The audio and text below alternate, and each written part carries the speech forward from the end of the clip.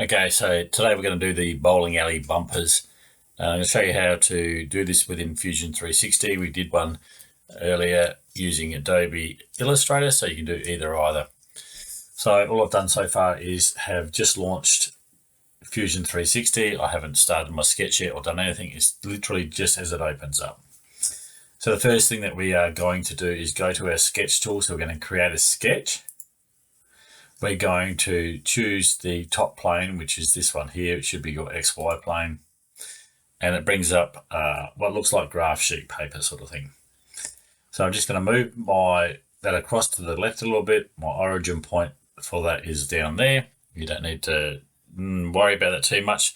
However, we're going to use that to start our sketches from that point. Once you've started the sketch command, you can see that we've got all of our drawing tools up the top here now. They're the main things that we're going to be using. And you can see down the bottom of the timeline, we've got a little sketch icon that means that it's there.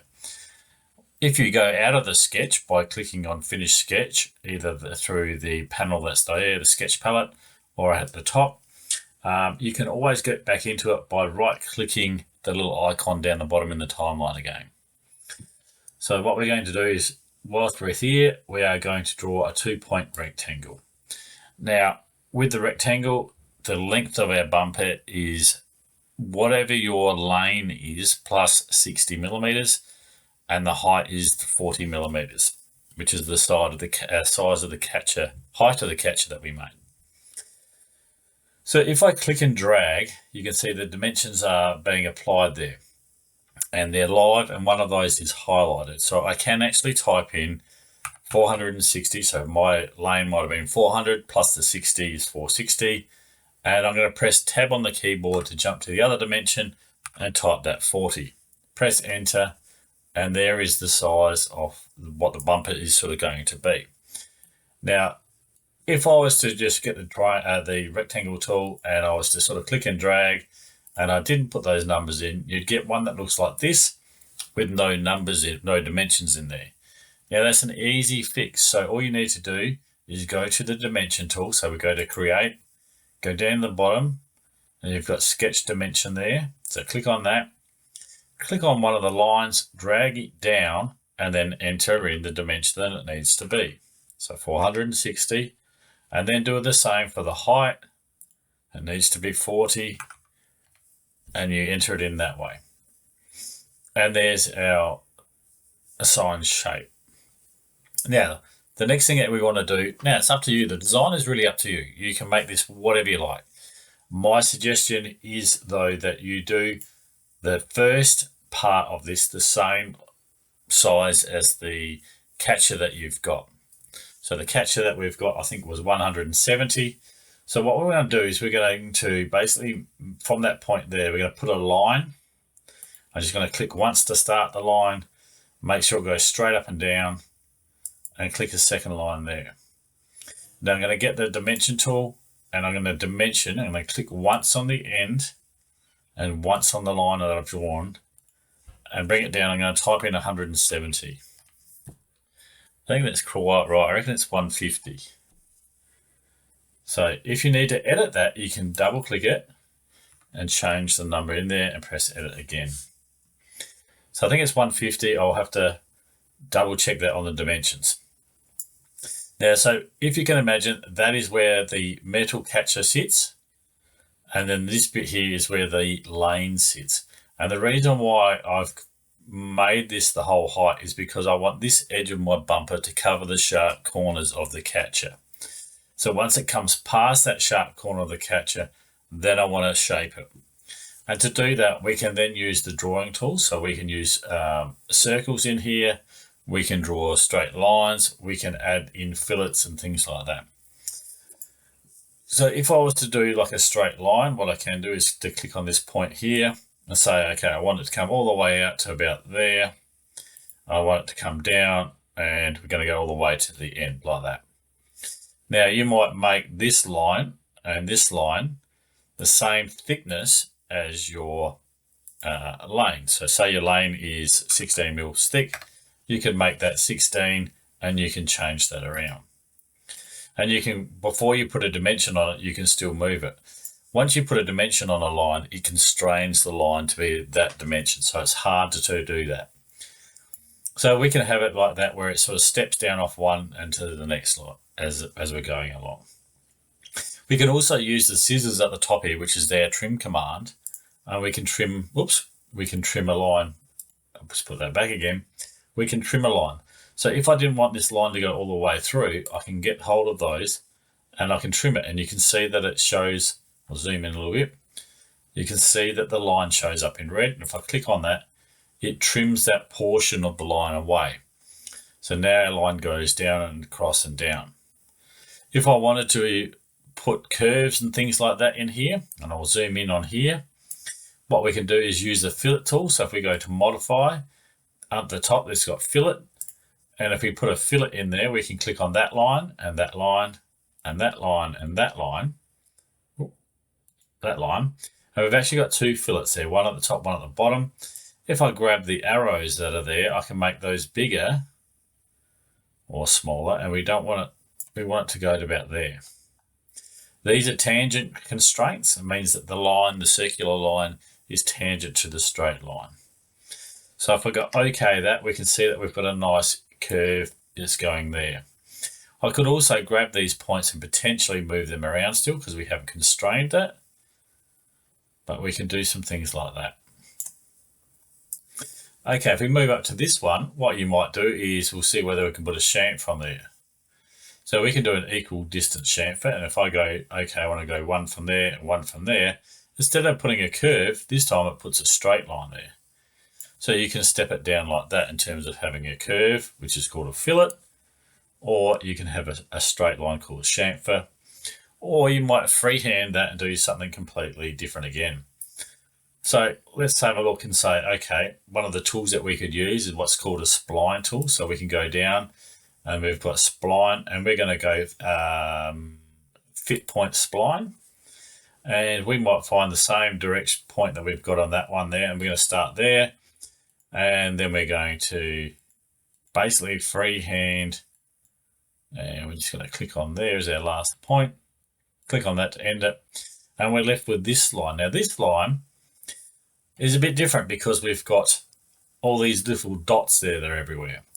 Now some of those dots are points, which is like these black ones here, and the other ones are on the handles. Now the handles control the curves. So we can bring this point down. You can see that we can make our shape really wavy. And if I was to move those around, we can make our bumper look whatever we like. And you can have a really wavy sort of bumper that looks pretty cool, something like that. Now the end point, we'll see if we can get these up. So the handlebars, you can actually grab those and you can see that it manipulates the curves. It makes it shorter if we bring it closer together. If we bring it further apart, it makes it a longer curve. And we can actually grab those and twist them around to make that look however we want that to look. So you might do that and you might play around with that. And you could create a curve however you like on that shape. So that's how you can do your curves. There's a couple of different ways you can do that. You come up with your own design for that. The next part that you might want to put on there is you might want to put some text on there. So if we go back to create again, we've got a text command there. And I think it's a good idea just to click off that, draw your text up here and get that right before you put it on the page. So in here, we're going to go right in our text. So we're going to go bowling, the bumper, and you can change the font. So you can pick different fonts that you've got on there. So if you highlighted that, you might change that to be, whatever you like. What was that one there? And you can change the height of that. So if you change it there, it's 10 millimeters in height, etc. So I'm just going to go OK like that. We can see that we've got our bowling bumper there. Once we've done that, I'm just going to move this box back so it's close to the size of our text. And we can grab that and you can then position that to where it is on your point. If you want to double click on that, you can. If we want to change the height there to make that 20, for example, it's going to make it a bit bigger. So we need to make our box a bit more to be able to accommodate that. And you can see that the box will rotate and do different things like that. So you might want to work it out what you want that to do before you sort of start moving it around. Okay, so we're going to look at something like that. Okay, next point that we're going to do, so you put your text on there. Last thing that we're going to do is we're going to export this sketch. So we're going to go across here to sketches, and we've got sketch 1. I'm going to right click on that and go export as DXF. It'll come up with this window here on the side. Make sure that the units are set to millimeters and click on OK. Now, construction geometry, we actually don't need that, so you can hide that. That would be these dashed lines that are here. We're going to leave them off. And then we're just going to go OK. In this window here, we want to save, not just to here, but we're going to save to my computer. So make sure that is ticked on. Name our sketch, so it could be your name. I'm just going to call this like bowling bumpers. And it's going to save to my desktop here. So I'm going to hit save. And that's pretty much it. Then we take it across to the laser cutter to be able to laser cut that. So that's like basically the part of what, that's another video. So this is the video just doing what that is. To save this file, we need to finish our sketch. So we're going to go finish sketch here or there. Either one will work. We're going to go to this little icon up here, which is our file icon. And we're going to go save.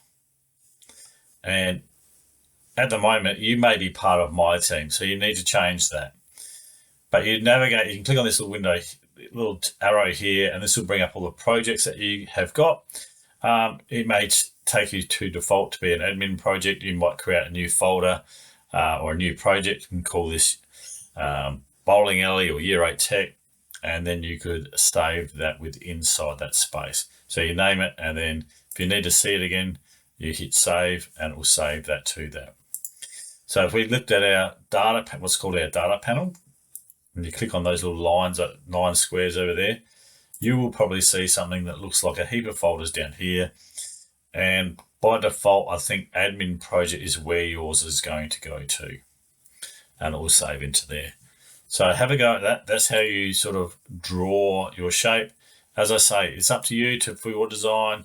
All that's required is that the height is 40 and the length of that is the same as your bowling alley plus 60 millimeters. And then basically do that shape. One other thing I've just remembered is that we have to put the circles in there for the screw holes. So it's a good thing that I forgot that, because I can show you how to go back into our sketches. So to go back into the sketch, we right click down the bottom here, you go edit sketch, and we're back in our sketch command. We're going to go to the circle diameter at the top here, and we're just going to click there, and you can see that it does the same, a bit like the rectangle. You click and it will drag and apply it. We want a 4 millimeter circle there. If you forget to do that and you just draw a circle and you don't apply anything to it, we can use the dimension tool again, and we click on the edge of our circle and we put a 4 millimeter there to add that to that. So that's how we're going to do that. Once we get our circles there, I'm just going to go cancel out of that command. We can grab those and then we can move those around to where we need those to be. So we might have one there, we might have one at the front, and we might put another one in the middle here somewhere, which would probably be about there. Something like that. Now, I think we actually have 2 at the back. And there's a reason why we have 2 is to keep the catch can from falling. So you want these ones here. If I draw a line in here roughly, the distance between the edge of the catch can and that is 60 millimeters. So these 2 holes that you need to make need to be in front of that edge. So you're going to have your bowling alley part come all the way down and into there. So these 2 holes need to be in there. Otherwise, they're not going to have any wood to screw into. So that's where you've got to put those. So don't forget to put little holes in there. Leave a bit of a space between them and the bottom. Maybe do half or whatever your thickness is. So measure your wood, and whatever that is, divide that by 2. So you can click on the center of the hole, the center of the bottom, and in our example, our wood thickness was 16. So half of 16 is 8, and we might do that. So that means that each one of these, we want to make those 8 millimeters high. So it's in the center of the timber.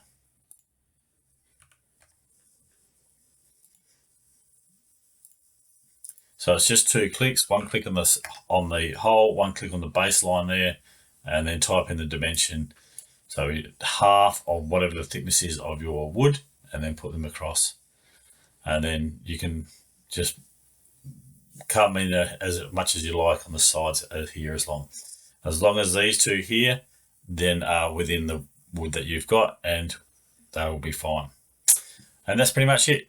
Again, finish sketch, and then save your DXF, export DXF. That's it. Have a go at that and see how you get on. Thanks for watching.